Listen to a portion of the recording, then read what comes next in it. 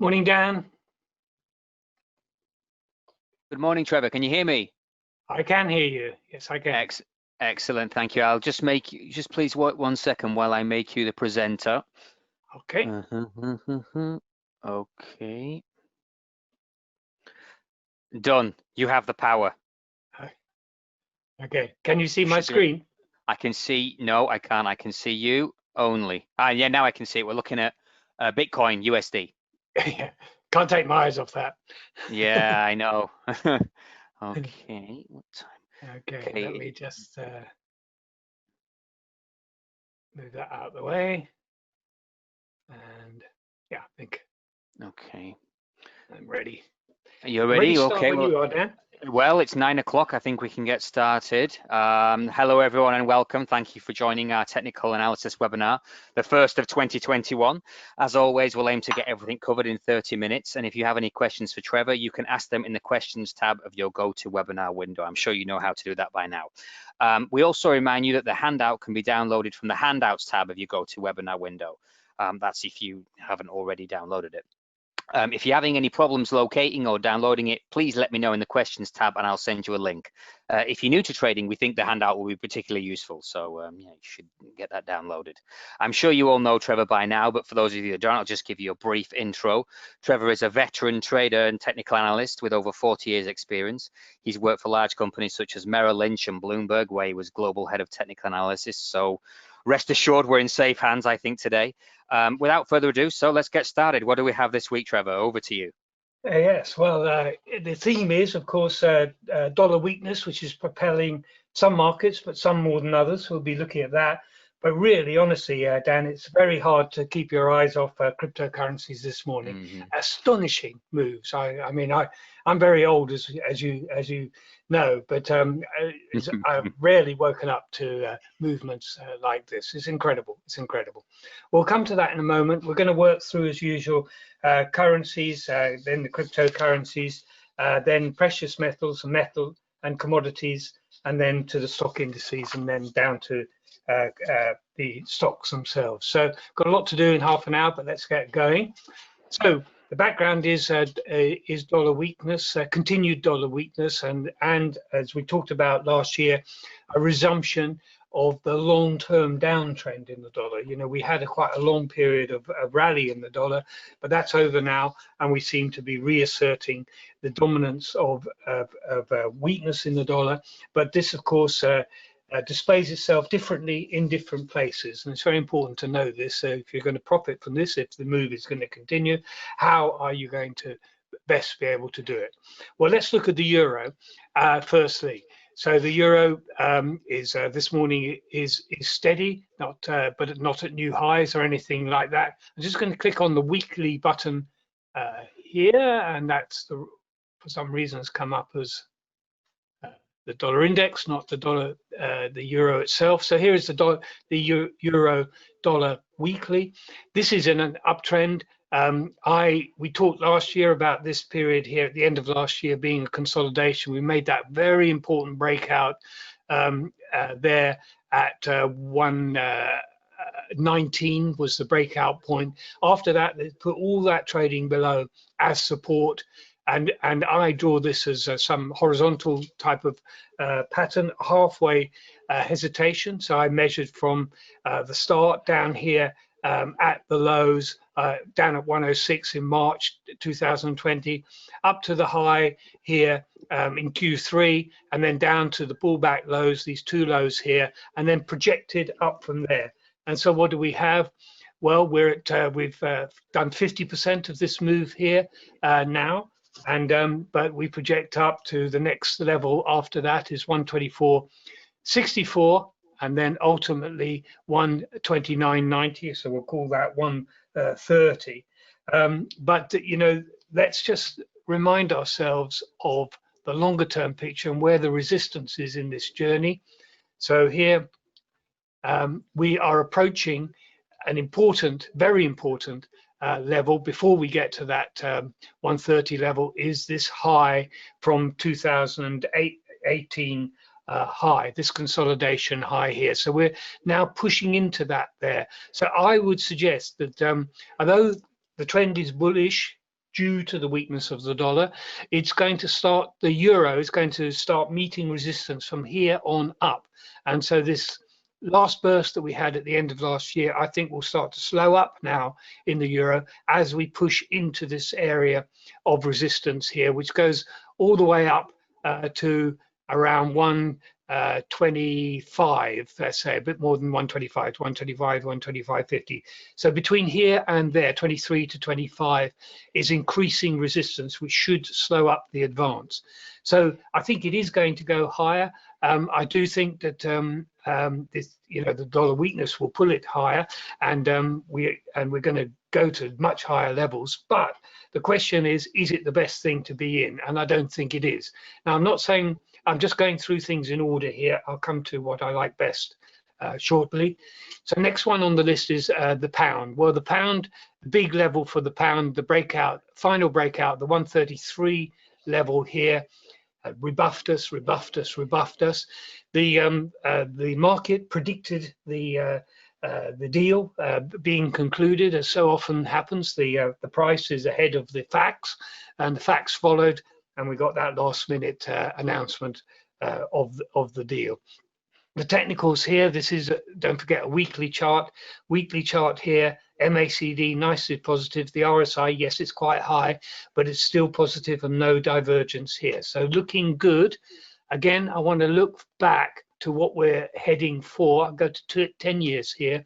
So we have got, if you could, maybe I've got to put too much in here, make it too difficult to see. Let's go back to 5 years. So what we've got here is we're moving up towards this pair of highs up here at 140, what was that? 143.5, that area there. So these two tops, not saying we're going to get to that, but these two tops stopped this advance in 2017 and turned this into the bear run that we got in 2018. It was a double top here. Now we're going into the zone of resistance here, but I don't think that's massive resistance actually. That was relatively briefly formed. Much more important is going further back. Clearing this, going back to here, 148, and then obviously back up at 150 here. But the reason I am talking this way about it is that this is such a significant support point here. Literally all through, well, not through, halfway through the last 2 years of the Brexit, the painful Brexit negotiations, and prolonged and really very painful, created this consolidation down here, all below 133. That's now a big band of support for an advance. And move like this, you might say this is a reverse head and shoulders or something like that, can support a big move. Now it's in a new regime here, and it does look bullish. But we've got some resistances. So from the two tops at 140, let's call it that, and 148, let's call it that, is ahead of us there. But I think we're in for a good run on sterling now. Great relief in that. But what about versus the euro? So hopefully this is going to wake up. Yes, it is. So let's take that away from it. Not much, trend in that, is there really? So this is the euro. Sorry, that's. Yeah, this is the Euro GBP, and it says on the label Euro USD. Label on it there. Let me just change that so we don't ever get that mistake again. There we are. And you can see that is still consolidating. So there isn't terrific outperformance of anything, either of the two there, the Euro or the GBP in it. So they're both going up together. And looking bullish, but I wonder whether there's better things around than either of those two. So let's move to the Swiss franc now, and it's a bit of a big picture, but well, actually let's stay on that picture before I change. We really talked about the significance of 0.90. It's now well behind us now, and we're on our way down towards, I think, the next support level is the 2014 low here of 86, 96, 87, really for that. And I think that we're headed to test that. And I don't see it as very significant support, actually. And so I think this could become increasingly the pair of choice to participate in the dollar weakness if it is going to continue. Let's look at the yen, and now the yen too. This is a long-term chart of the yen. We've got these significant lows here. We've broken 104, and I think that is very, very important. And this is going to take us to a test of 100, I think. So this is going down, means that's the dollar, the US dollar going down, the yen going up. Let's look at the daily chart there. I know it's a massive picture there, but look how this is breaking down here. And this trend is continuing and intensifying, I think. And this could be the start. This could be another one of those best choices. So Swissy and yen. Let's look at the euro Japanese yen. So that has been very interesting, but now it's consolidating. Sorry, I won't stick on that for a moment. Now, two of the things which I've liked a lot, but one of them is becoming more favorable, if you like. So the commodity currencies, which we've been banging on about quite a lot. The Canadian dollar here is at a very important juncture. It's retesting. It came down here, and the dollar came down here, bounced quite strongly here up to 129 or so, and now it's retesting this low again, which I think it's about to break. If it does do that, which I think it will do, then I think we're legging lower, and the next support comes in here now at the 2018 low at 125.40 there. So I think we could be in for another leg lower here, and a bit of energy released in that as we break to that new low. Now going to the Australian dollar, of course, this is expressed the other way up. So rising is rising Australian dollar here. We're pushing ahead very strongly indeed here. Let's look at the daily chart to just break that up. So we broke out of this consolidation here. We're powering ahead. We're in a strong bull run here. The MACD is positive. The RSI has got increasing momentum. Yes, I know it's high, but it's still pointing upwards, making a new recent high, the Australian dollar. And so I think this should push on. We have to look for, I'm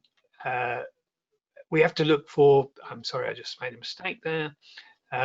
We have to look for resistance points. Well, we are coming into resistance area here from the 2017-2018 topping area.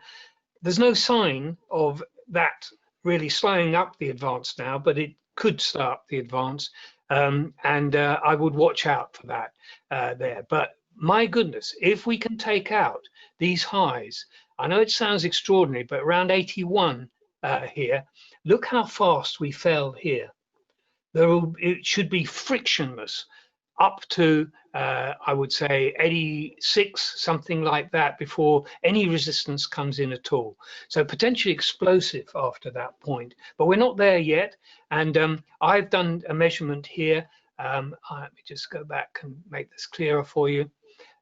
So I've measured using Fibonacci projection, A, B, back to C here, and then projected, taking the length of AB, adding it to C here.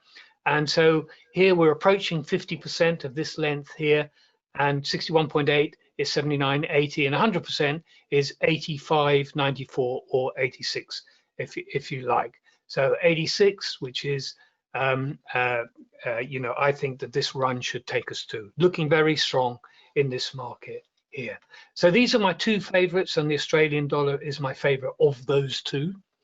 The New Zealand dollar, Australian yen, I like this one too. We've just made a new break of this resistance here, which didn't really exert much pressure at all.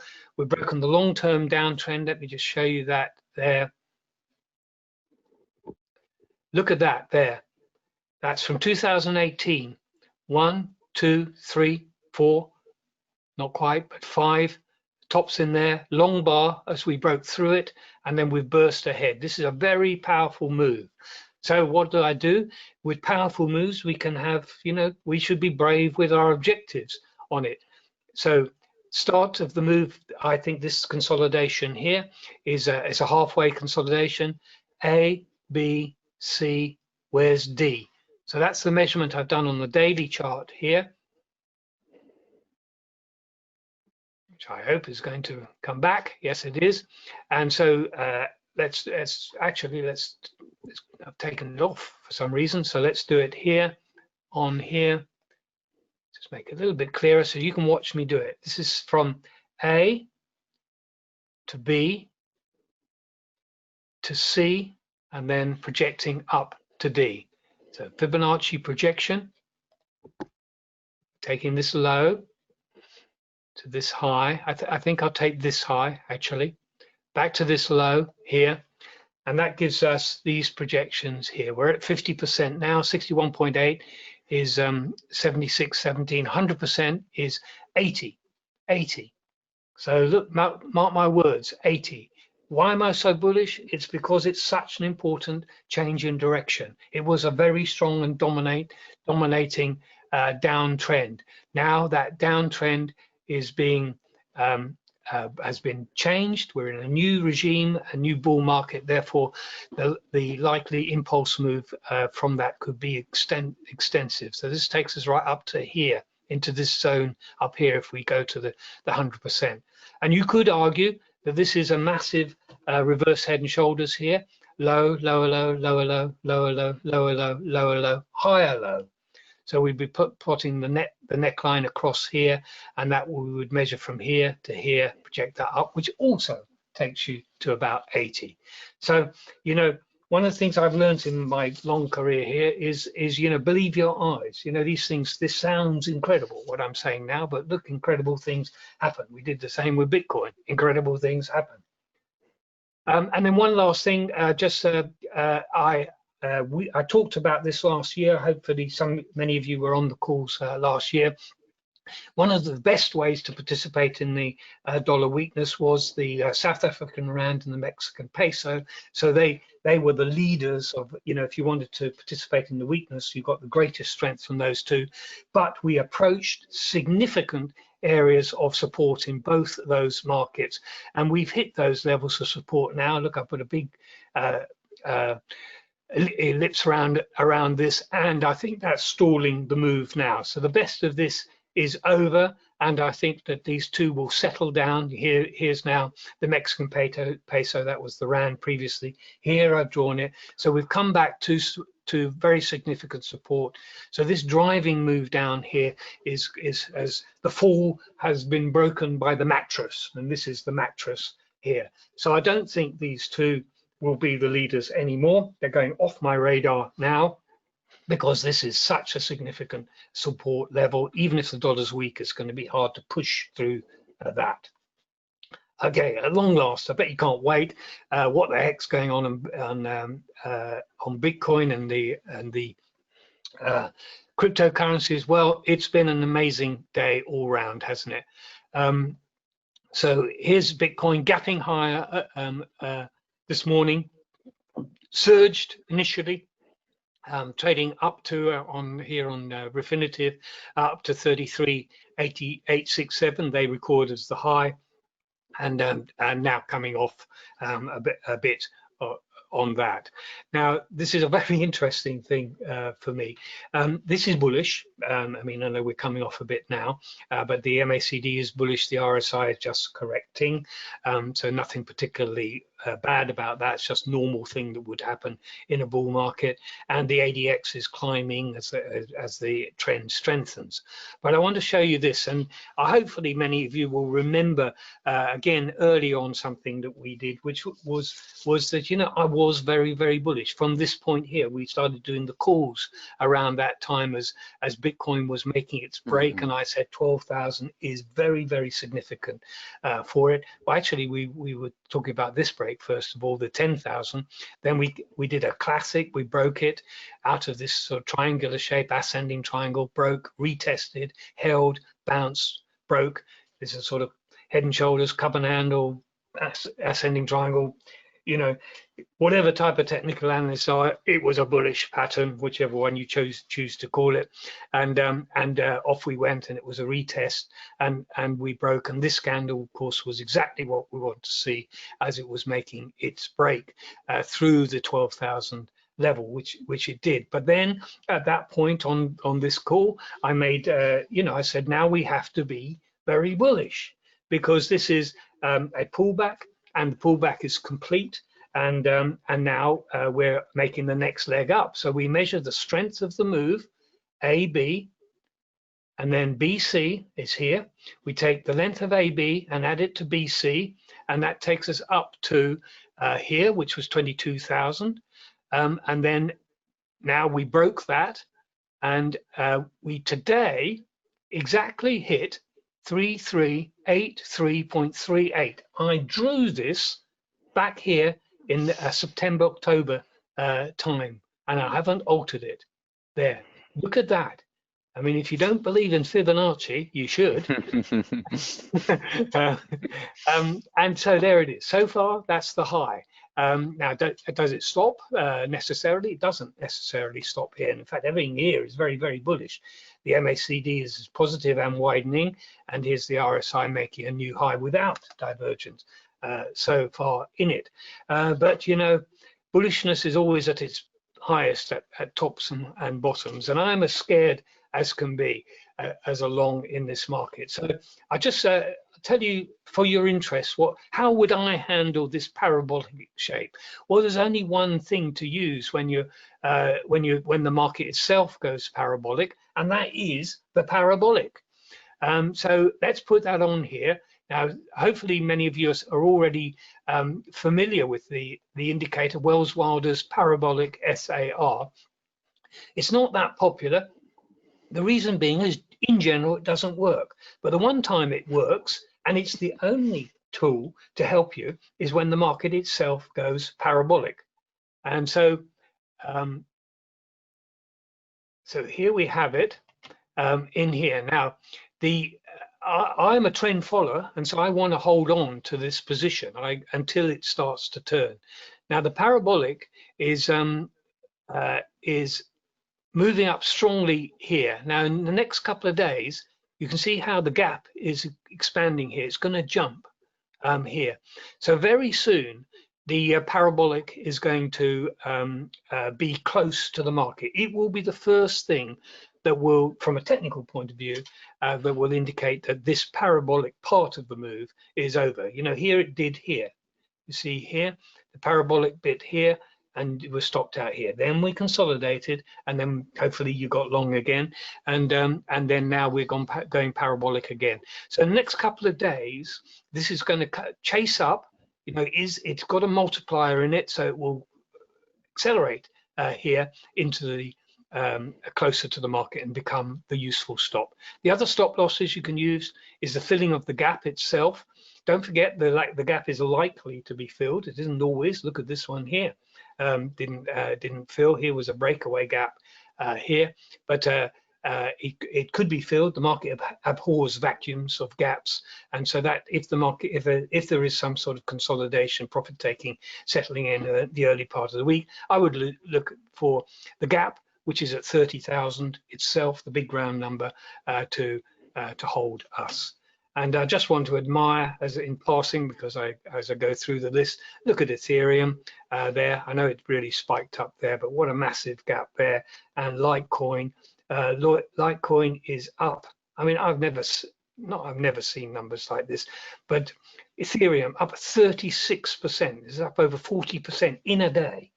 Litecoin up 23% in a day. It makes Bitcoin's 10% advance. It seems quite prosaic, but it's an amazing day. You know, you're lucky to witness a day like this. But of course, parabolic moves only end in one way, don't they? Don't forget that. And you think it's, you know, this is fast, but falls are faster. So try and bear that in mind. I don't know where the top is. You know, this is a wonderful thing about bubbles. You know, the best bit of the bubble is the last bit, and probably people underestimate the extent of the bubble. It will be fast, obviously, and the fall itself will be faster and extremely brutal. So stay alert, or if it's too dangerous, get out, you know, and so this is too much of a big boys game for me. Okay, let's go quickly on to gold and silver. Now, this is quite interesting developments here. I'll take the parabolic off because I don't really want to clutter my chart with the parabolic when it's not a tool that I would use in these circumstances. So gold's having a good day today, breaking out in the direction of its trend, pushing hard into resistance here and increasing in energy as it does so. This is looking pretty good, gold, and so I can see it's powering ahead. Look for resistance look, there is small resistance at 1950 here, but we should settle comfortably about above 2000 on this swing that we're having now. So this looks good. Gold does look good once again now. So after that troublesome period and the breakdown and then the rebound, now we're pushing through the resistance actually quite impressively, and so this looks rather good. But what about silver, which looks better, we might be saying. So silver also breaking up out of its consolidation. I'll take this downtrend line off now. Well, actually, I'll extend it to where it broke. Okay, so that was the breakout of it there. We're powering ahead now nicely. Look for resistance at $30 because of the round number and the significance of this area in here. But it does look good. Now, the two charts, which one looks better? Well, the way to see that is to look at silver divided by gold. So here's that chart coming up instantly. That's what I pay for, instantly, please, Refinitiv.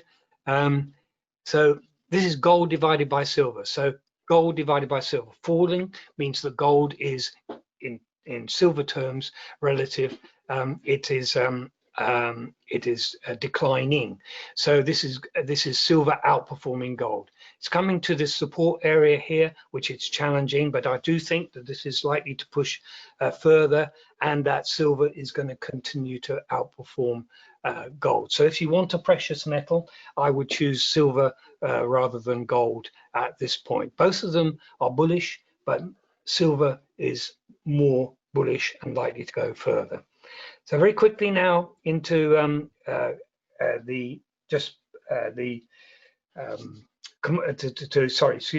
crude oil, and crude oil is making a big break today. This is Brent crude here. So Brent crude is well, 55 is the level where resistance starts. So Brent, so we're at 53 at the moment. So we should push easily towards that.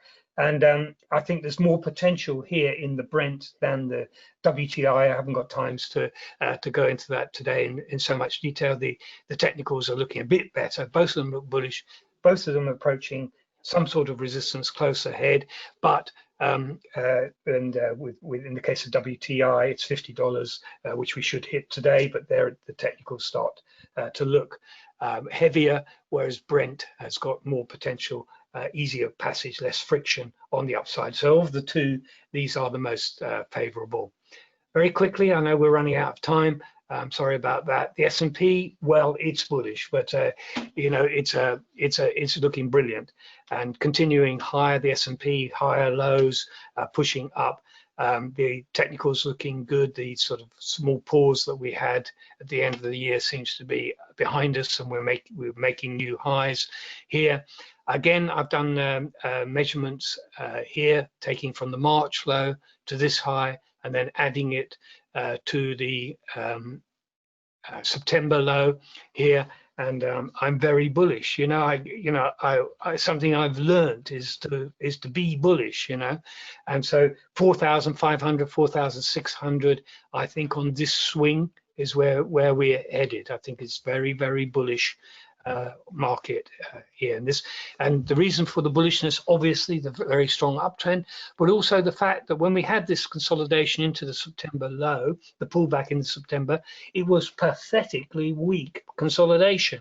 You know, we had the powerful move out of March, which was stunning, movement out of March. Then the sellers took over, and there was some profit taking, and had a feeble pullback, and then the market resumed its advance. This shows this market is dominated by strong bulls, and the bears, when they have their chance, are very weak indeed.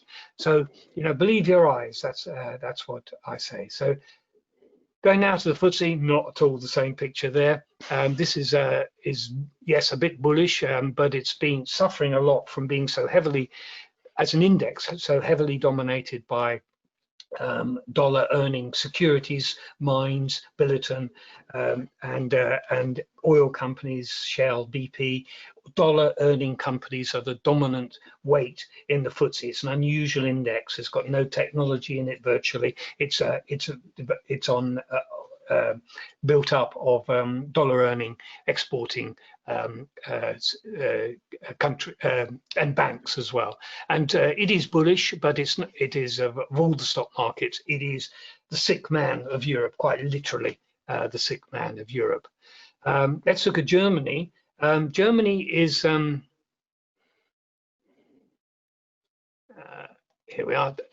So the D soon to be 40 index is flirting with its important high here, and it will break it, and you know, and last be positive on the year. You know, last year it was virtually unchanged on the 12 months. So this was the whole of last year from here to here. So now we're making a new high. So if you're an investor in German stocks, you've been underwater for a year. But it is much improving, but it's not the best looking market around. I need to finish with the best looking market around, so I'll jump to that. It's improving. It's broken the downside drift in the RSI here, and I think it's on its way up, and it will be breaking to a new high very, very shortly. But here's what I like best. It's the Japan 225 powering ahead here since this break with 24,000, which we talked about since we've been running calls on here, the importance of that break, and I've been very, very enthusiastic about it, as you know, since then. So measuring from the March low up to the high to the pullback here, and then onwards, I'm putting these objectives, and we're on our way up towards, whoops, don't know what I did there. So here's the weekly chart in it. So I think that we're on our way much higher. Let me just show you how important this is, because we need, in the case of this, we need to go back more than 20 years actually to see where we were last at this price. It's 1991, I can tell you that. 30 years. Yeah, look at that. 1991, 20 years exactly back. Thank you, Dan. 30 years, 30 years, 30 years. God, where did the decade fly by?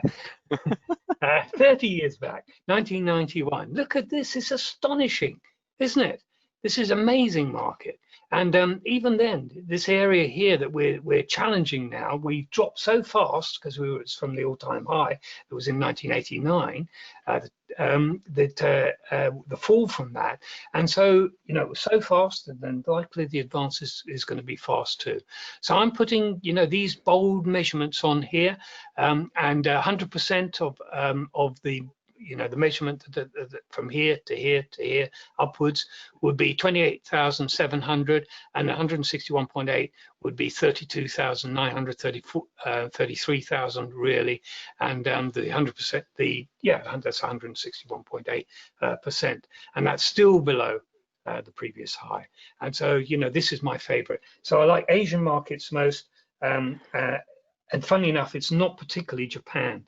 The other Asian markets, which are more difficult to trade, I've got to say, are even more bullish. So the sort of the impetus for, yes, we've got a bull market in the United States, but the real powerhouse is outside the United States. So have I got a chance just to say one more thing? Of course. Which is, if you don't mind. Is I didn't let you answer. Have I got time, Dan? Yes. Yeah. Okay. Now, who'd have thought Pfizer is one of the few stock. You know, I have a sort of sell opportunities and buy opportunities, and Pfizer is on my sell list, and it has been on my sell list. That's who'd have really thought that, and Zoom as well. You know, the two big beneficiaries of the lockdown and so forth, both from a technical point of view, have been sales really since November.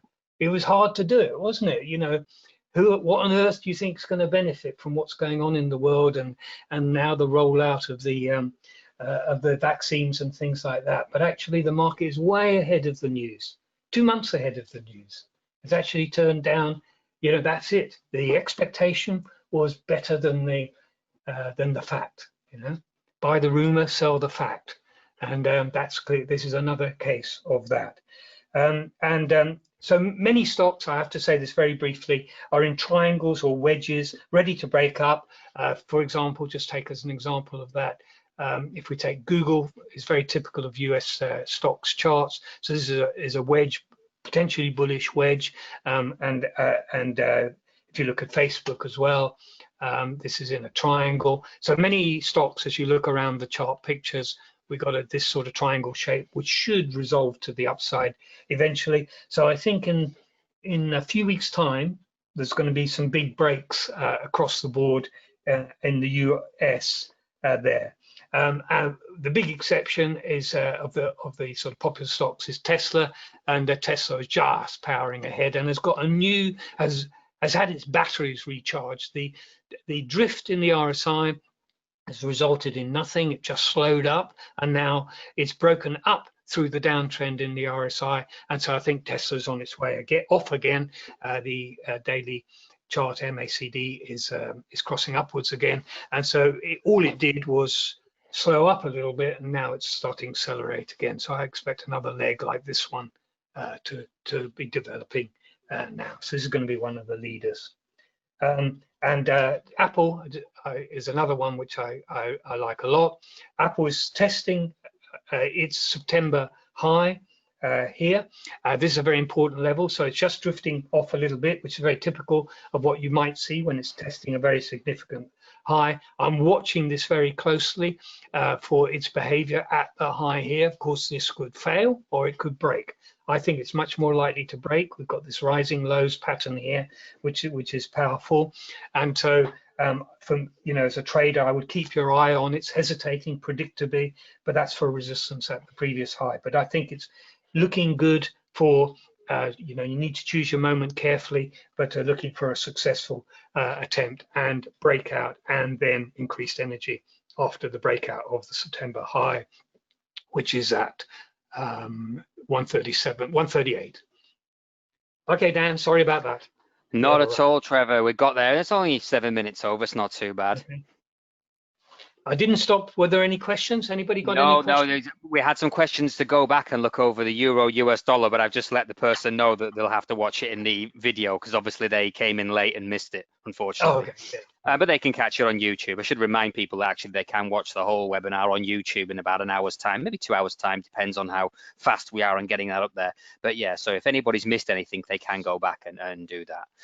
Well, thank you very much for attending, everyone. Yeah, I mean, I like questions. Get them asked. That's what we're here for, isn't it, Trevor? Yeah, indeed. We're here to help. Yeah, well, thank you. Thanks for joining us, everyone. And please join us again next week at the same time of 9 o'clock. I mean, 9 a.m. that is in London, of course. Trevor, do you have anything to add before we go? No, I hope that this time next week we have another exciting day in a good way. I'm sure we will. Don't forget, it's very treacherous out there, particularly when the markets are like this. And, you know, the opportunity to disappoint is you know, when there's so much pent up, you know, expectation of good news is it's very easy to disappoint. And yeah, remember, you know, logic is fundamental analysis is very difficult to, you know, I when they look at Pfizer and Zoom and things like that, you know, who can rationalize that? It's incredible. It's bizarre. Yeah. Anyway, well, that's thanks a lot, Trevor. Analysis. Yeah, thank you very much, Trevor. So goodbye, everyone, and thanks for attending. Yes, thank you very much, everybody. May the trend be with you. Bye-bye now. Thanks, Dan. Thanks a lot. Bye-bye. Bye-bye.